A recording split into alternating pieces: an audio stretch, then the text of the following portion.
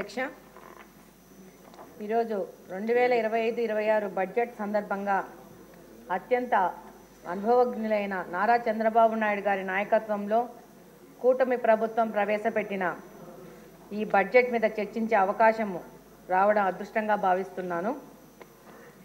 ఏదైతే పేద ప్రజల సంక్షేమం దిశగా కూటమి ఎన్నికల్లో చెప్పిన విధంగా సూపర్ 6 హామీలను అమలుపరిచే దిశగా ఈరోజు ఈ బడ్జెట్ రూపొందించడము ఎంతో ఆనందంగా ఉంది.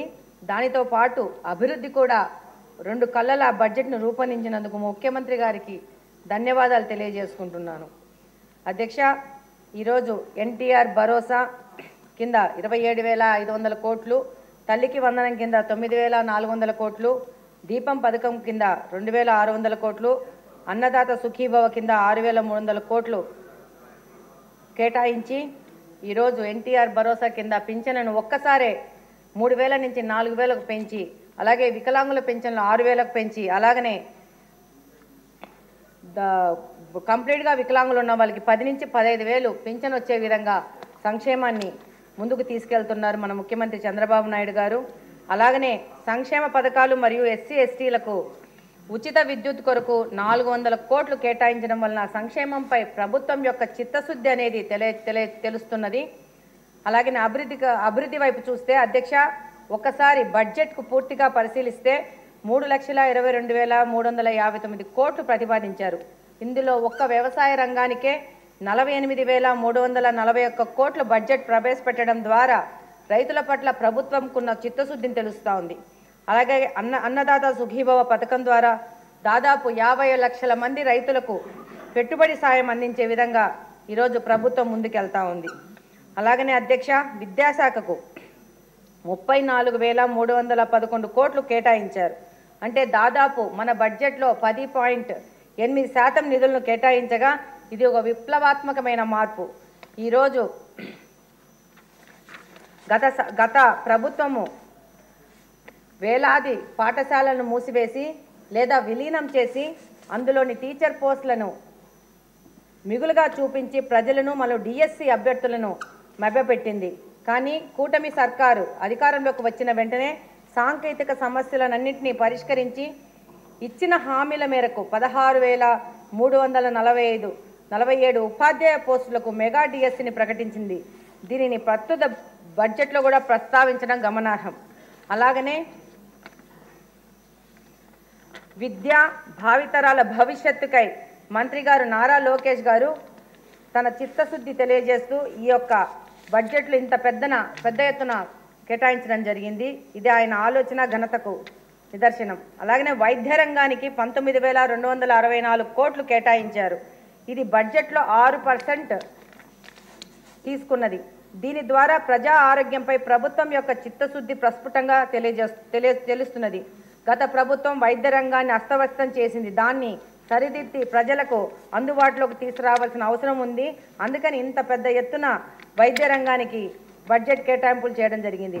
అలాగనే మున్సిపల్ శాఖకు 13,862 కోట్లు, పంచాయతీరాజ్కు 18,867 కోట్లు, నీటిపారుదల శాఖకు 1,819 కోట్లు, రోడ్స్ అండ్ బిల్డింగ్స్కి 8,785 కోట్లు కేటాయించడం జరిగింది.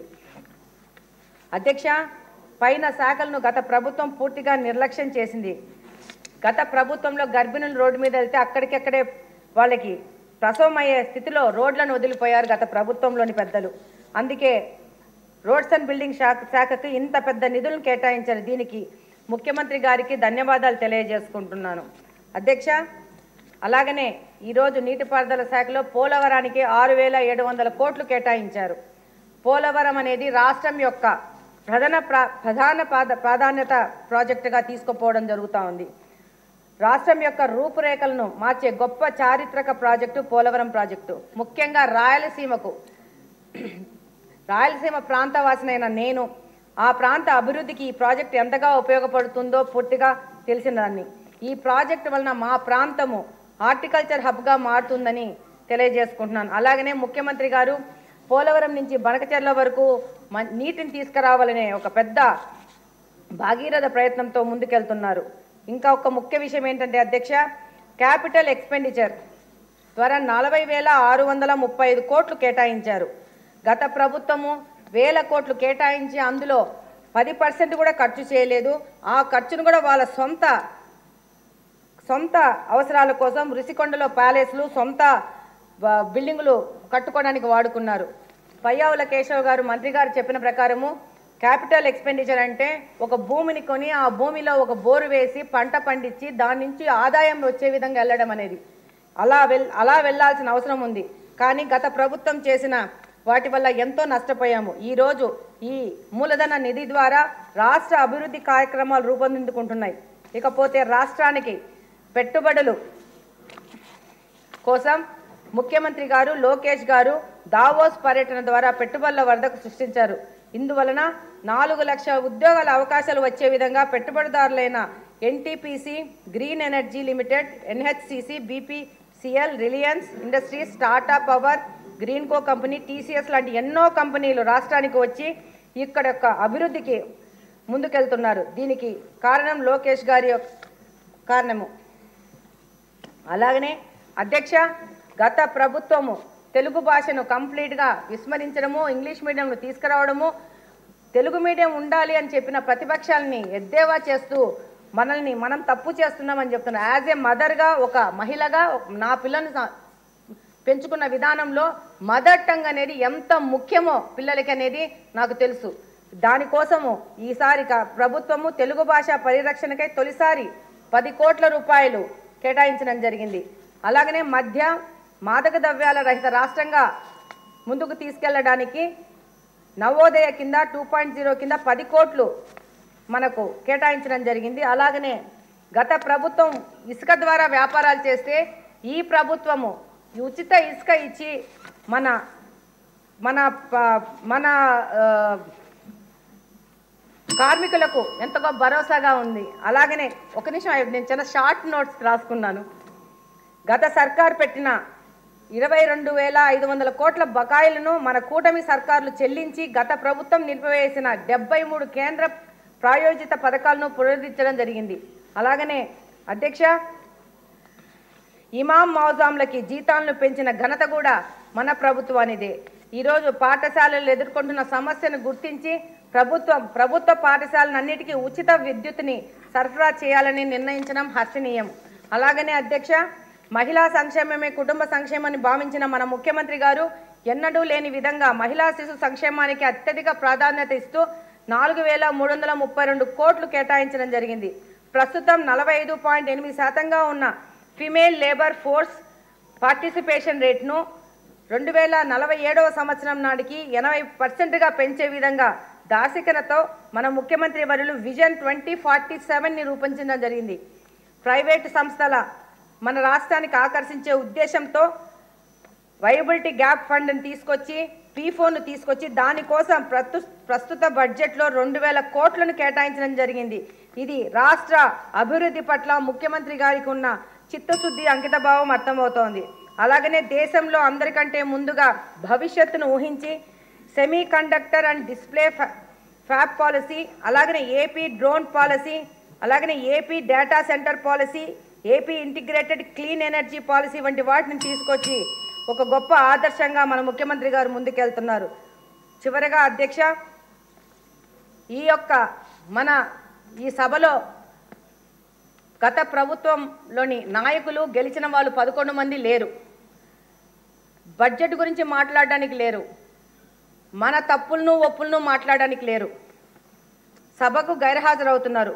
ప్రజా సంక్షేమం గురించి మాట్లాడాల్సిన అవసరం లేదు. వాళ్ళకి సమస్యల గురించి మాట్లాడాల్సిన అవసరం లేదు. మనకు వచ్చి ఇక్కడికి వచ్చి మాట్లాడి మనకు ఛాలెంజెస్ చేయాల్సిన అవసరం కూడా వాళ్ళకి లేదు. వాళ్ళకి కావాల్సిందంత అధికారమే. నేను చదువుకుంటున్నప్పుడు కానీ, ఇప్పుడు నా పిల్లలు చదువుకుంటున్నప్పుడు కానీ, మన స్కూల్లో కానీ, కాలేజెస్లో కానీ 70 to 80% అటెండెన్స్ లేనిది మనకు ఎగ్జామ్ రాయడానికి అవకాశం లేదు.